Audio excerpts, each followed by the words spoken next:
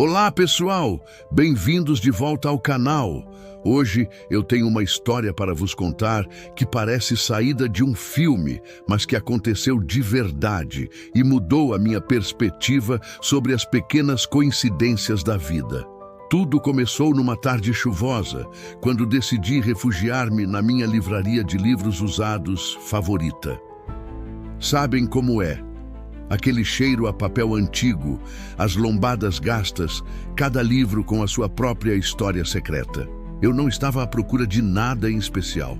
Apenas vagueava pelos corredores, deixando-me levar pelo momento, passando os dedos pelas capas. Foi então que os meus olhos pousaram num exemplar antigo de 100 anos de solidão, do Gabriel Garcia Marques.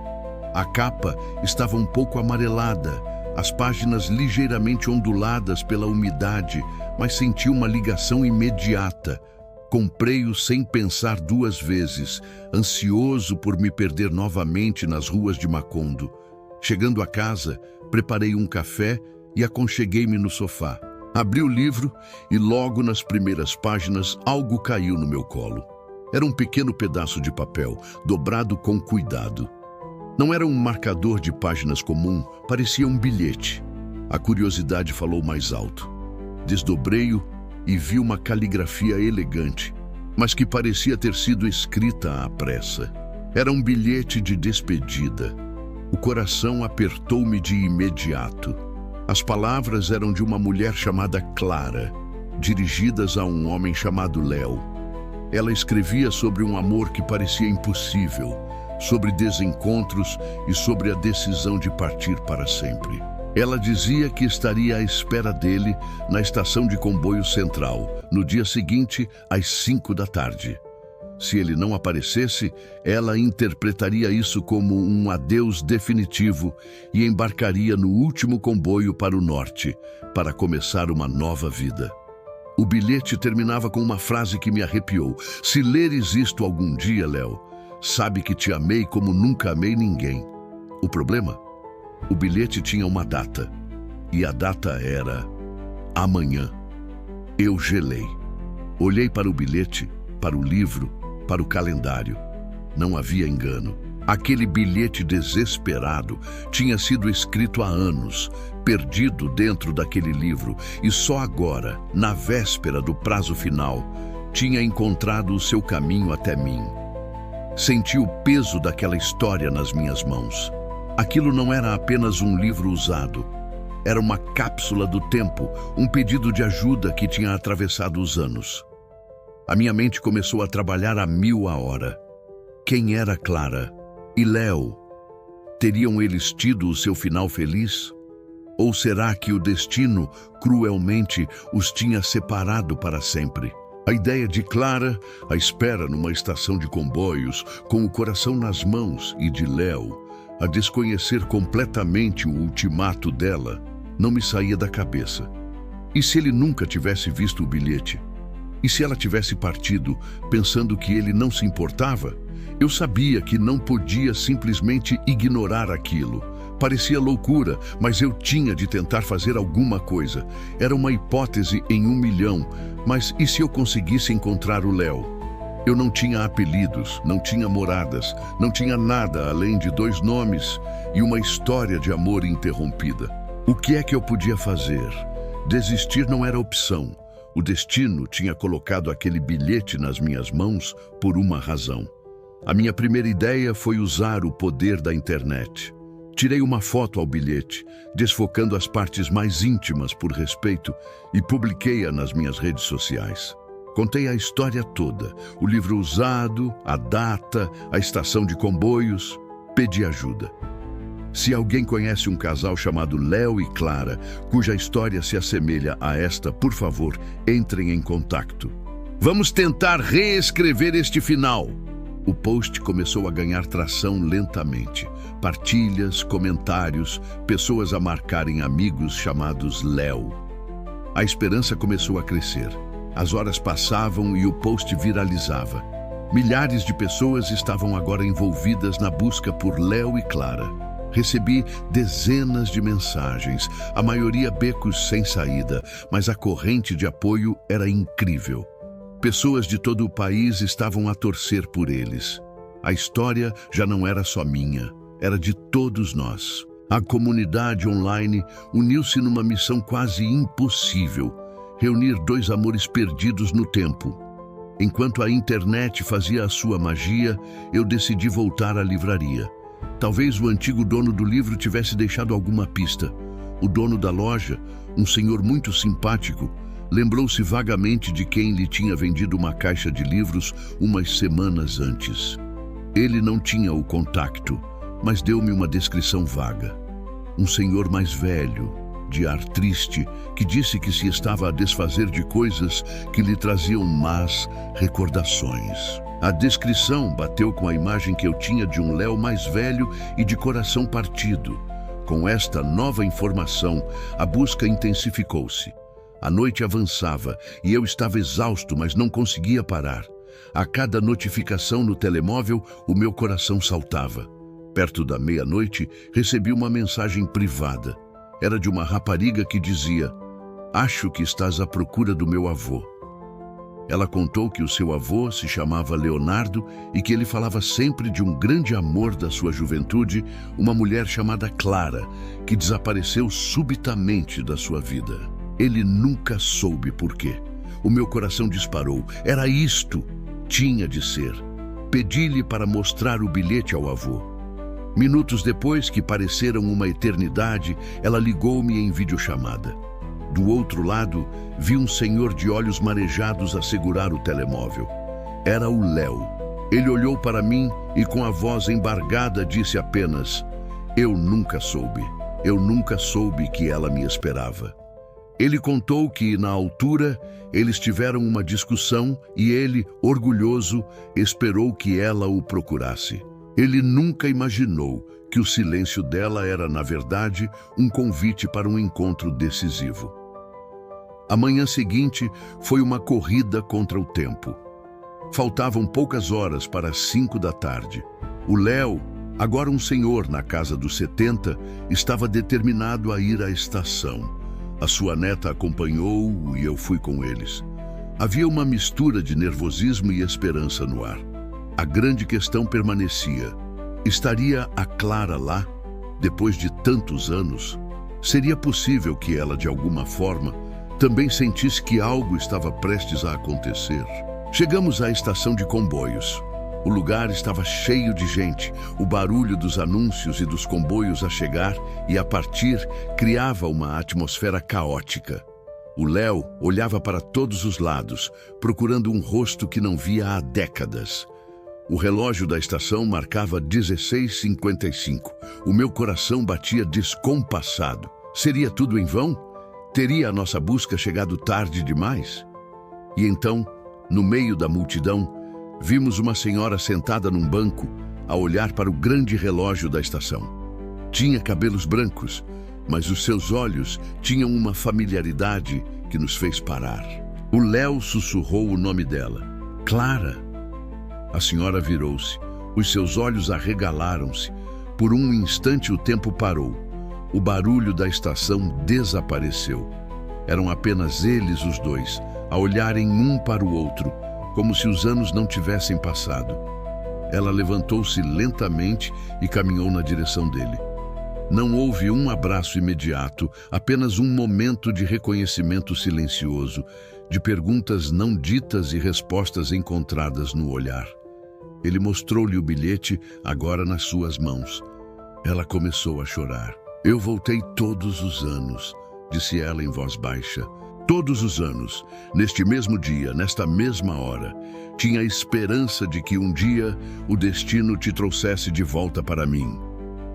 Aquele momento foi uma das coisas mais bonitas que eu já testemunhei. Dois estranhos, separados por um mal-entendido e pelo orgulho, reunidos décadas depois por um bilhete encontrado num livro usado e pela bondade de milhares de pessoas na internet. A história de Léo e Clara não tinha acabado. Estava apenas a começar um novo capítulo. Esta experiência ensinou-me que nunca devemos subestimar o poder das pequenas coisas. Um livro, um bilhete, um gesto de ajuda. As nossas vidas estão interligadas de formas que nem sempre conseguimos ver. Uma simples compra numa livraria pode desencadear uma série de eventos que muda a vida de alguém para sempre. Por isso, da próxima vez que encontrarem algo perdido, pensem na história que pode estar por trás. Espero que esta história vos tenha tocado tanto como me tocou a mim.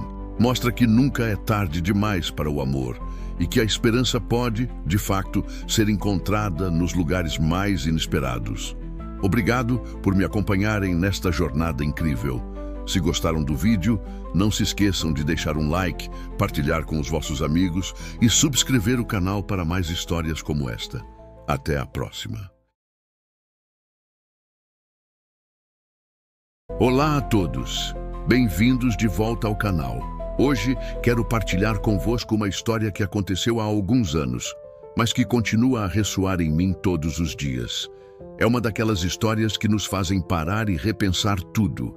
As nossas prioridades, os nossos medos e, acima de tudo, a forma como vemos as outras pessoas. O título que dei a esta história é O Mendigo que Salvou a Minha Vida Sem Saber Quem Eu Era. E garanto-vos que não é um exagero. Naquela altura, eu achava que tinha tudo.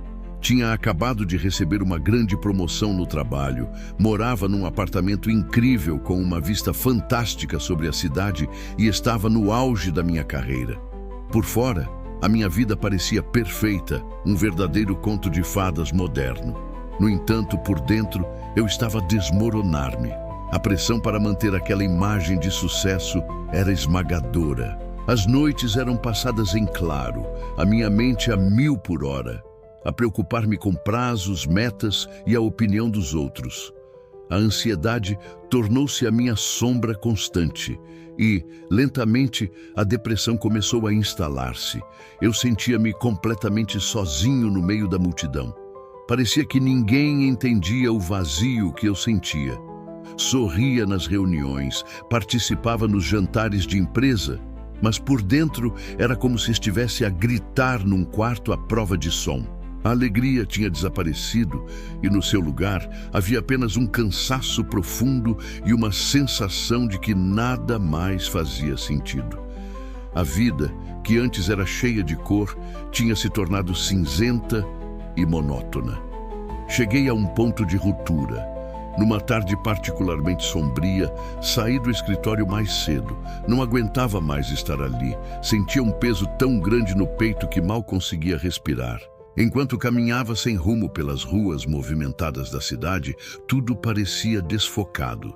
As pessoas passavam por mim, a rir, a conversar, a viver as suas vidas, e eu sentia-me um fantasma, invisível e desconectado de tudo. Foi nesse momento que os pensamentos mais escuros começaram a surgir. A ideia de que talvez fosse mais fácil simplesmente deixar de existir começou a parecer uma solução. Foi então que o meu caminho se cruzou com o dele. Sentado num degrau de pedra, encolhido contra o frio, estava um homem. As suas roupas estavam gastas, o seu rosto marcado pelo tempo e pelas dificuldades da vida na rua. Era um mendigo. Uma daquelas pessoas que a maioria de nós, infelizmente, se habituou a ignorar. Normalmente eu teria passado por ele sem sequer olhar, perdido nos meus próprios problemas. Mas naquele dia, algo me fez parar.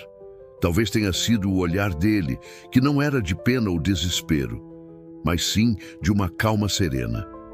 Ele olhou para mim e, em vez de me pedir dinheiro, sorriu. Foi um sorriso genuíno, quente, que parecia iluminar a sua face cansada. Depois, com uma voz rouca, mas gentil, ele disse algo que me apanhou completamente de surpresa. Está tudo bem, jovem. A tempestade vai passar. O sol volta sempre a brilhar. Eu fiquei paralisado. Como é que aquele homem, que aparentemente não tinha nada, podia oferecer-me palavras de esperança? Ele não fazia a mínima ideia da batalha que eu estava a travar internamente. As palavras dele atingiram-me como um relâmpago. A tempestade vai passar. Naquele momento, no meu estado de desespero absoluto, aquela frase simples foi a boia de salvação de que eu precisava. Sentei-me no degrau ao lado dele sem dizer uma palavra, e ele também não disse mais nada. Ficamos ali sentados em silêncio por alguns minutos, apenas a observar o mundo a passar. Naquele silêncio partilhado, senti uma conexão humana que não sentia há muito tempo. Comecei a chorar. Não eram soluços altos, mas lágrimas silenciosas que rolavam pelo meu rosto. Lágrimas de alívio, de dor, de gratidão. Ele simplesmente ficou ali, presente, oferecendo-me a sua companhia sem julgamento. Não me perguntou por que estava a chorar. Não me deu conselhos vazios. A sua presença silenciosa foi o maior ato de compaixão que eu poderia ter recebido. Naquele momento, ele, um estranho, um mendigo, mostrou-me mais humanidade do que muitas pessoas que faziam parte da minha vida. Quando finalmente me recompus, tirei a minha carteira. A minha intenção era dar-lhe todo o dinheiro que tinha, como uma forma de agradecimento. Mas, quando lhe estendi as notas, ele abanou a cabeça e, com o mesmo sorriso gentil, disse: "Guarde o seu dinheiro, compre um café quente e sente-se um pouco. Às vezes, tudo o que precisamos é de uma pausa." Fiquei sem palavras. Ele recusou o dinheiro. O seu gesto não era sobre uma troca, era sobre pura e simples bondade. Levantei-me, agradeci-lhe do fundo do meu coração e segui o seu conselho. Fui à cafetaria mais próxima, pedi um café e sentei-me perto da janela. Enquanto bebia o café, as palavras dele ecoavam na minha mente. O sol volta sempre a brilhar. Naquele momento, algo dentro de mim mudou. Aquele encontro inesperado abalou a minha perspectiva. Aquele homem, que tinha tão pouco em termos materiais, possuía uma riqueza interior imensa, a capacidade de ver além da sua própria dor e oferecer conforto a um estranho. Ele salvou a minha vida naquele dia, não com um ato heróico ou dramático, mas com um sorriso, algumas palavras gentis e a sua presença compassiva. Ele lembrou-me que mesmo nos momentos mais sombrios, a esperança existe. Lembrou-me da importância da conexão humana e da bondade. Ele não sabia quem eu era, não sabia do meu cargo, do meu apartamento chique ou da minha conta bancária. Ele viu apenas um ser humano a sofrer e estendeu a mão. Nos dias que se seguiram, procurei ajuda profissional. Aquele encontro deu-me a força de que precisava para dar o primeiro passo. Comecei a fazer terapia, a falar sobre os meus sentimentos e a aprender a lidar com a ansiedade e a depressão. Fiz mudanças significativas na minha vida. Aprendi a estabelecer limites no trabalho e a valorizar o meu bem-estar acima do sucesso material.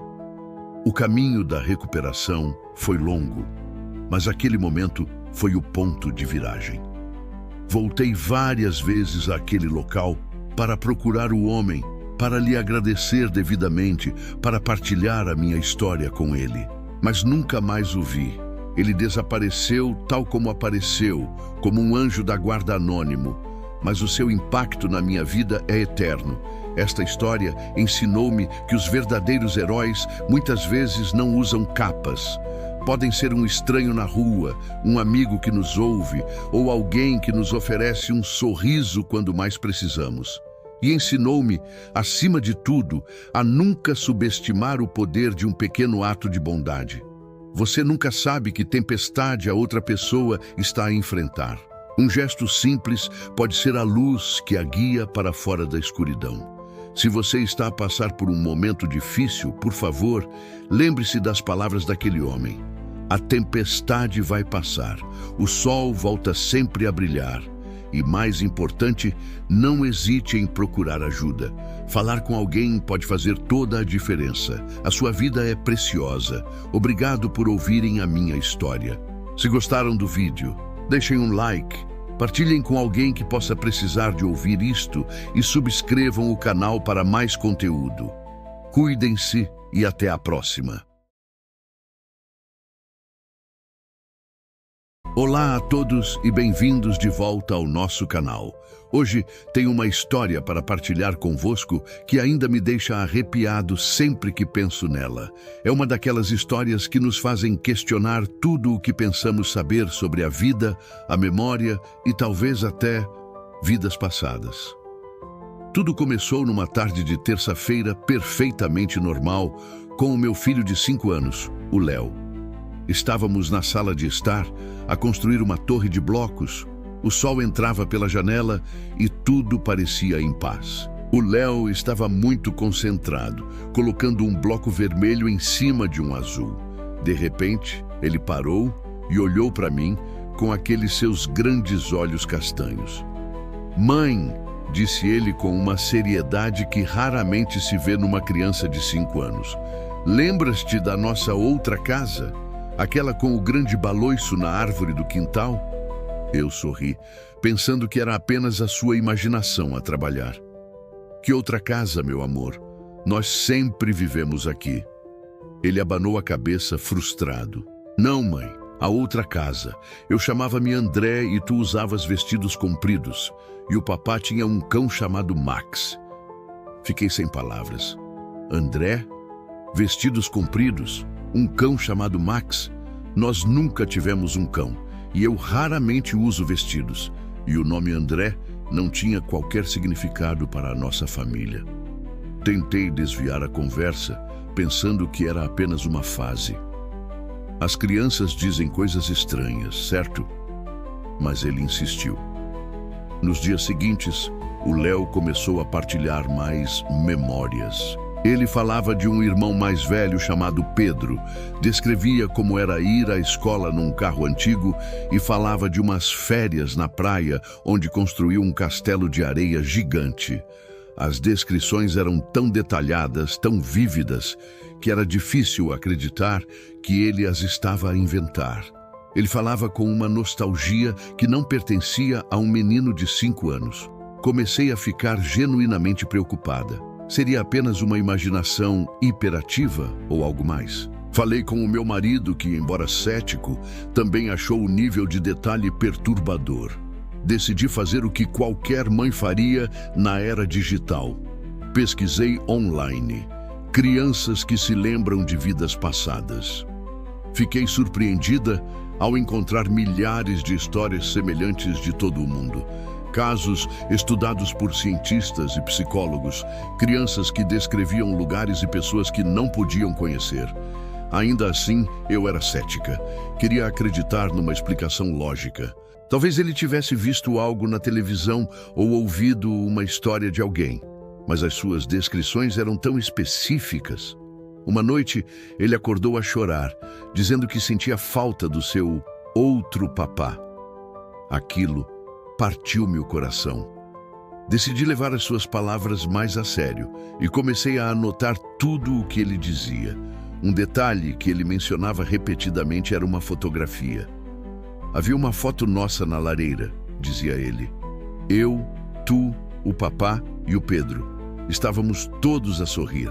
Esta imagem mental tornou-se uma obsessão para ele e, admito, para mim também. Onde poderia estar essa foto? Se é que existia.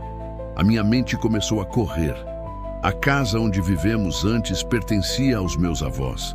Eles faleceram há muitos anos e a casa ficou vazia por um tempo antes de nos mudarmos para cá.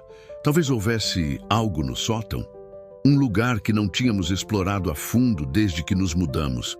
Era um tiro no escuro, mas a insistência do Léo estava a consumir-me. Num sábado de manhã, enquanto o Léo e o meu marido estavam no parque, subi a escada poeirenta para o sótão. Estava cheio de caixas antigas, móveis cobertos com lençóis e o cheiro a madeira velha e pó. Comecei a procurar, sem saber bem o que. Abri caixas cheias de decorações de Natal antigas, roupas fora de moda e livros com páginas amareladas. Depois de quase 1 hora, já coberta de pó e pronta para desistir, vi um velho baú de madeira num canto escuro. Pertenceu à minha bisavó. Hesitante, levantei a tampa pesada. Lá dentro, por baixo de algumas mantas de lã, encontrei vários álbuns de fotografias antigos.